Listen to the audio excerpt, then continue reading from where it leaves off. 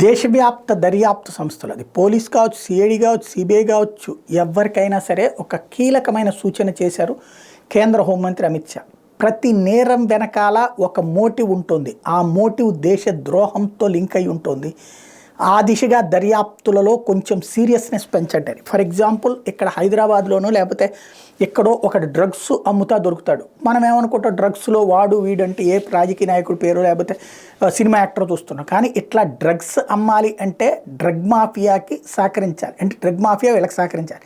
ఆ drug mafia తీవ్రవాదులతో సంబంధాలు కలిగి ఉంటుంది. ఈ డ్రగ్ మాఫియా ఇక్కడ సంపాదించేది ఇట్లాంటి వాళ్ళకి షెల్టర్ ఇస్తూ ఈ డబ్బులు తీసుకెళ్ళి తీవ్రవాదులకు ఇచ్చి ఆయుధాలు కొనుక్కోవడానికి సహకరిస్తుంటుంది. అట్లాగే దేశ భద్రతకు ముప్పు చేస్తుంది, పక్క దేశాలతో కాంటాక్ట్ పెట్టుకుని ఉంటుంది. కాబట్టి ప్రతి దాని వెనకాల, ప్రతి నేరం వెనకాల కూడా కీలకమైనటువంటి విదేశీ శక్తుల ప్రమేయం, విదేశాలకు సంబంధించినటువంటి వ్యవహారం లేదా దేశ ద్రోహానికి లింక్ అయ్యి ఉంటే వాటిని నిశితంగా పరిశీలించండి అని చెప్పి రాష్ట్రాలకు సూచించారు అమిత్ షా.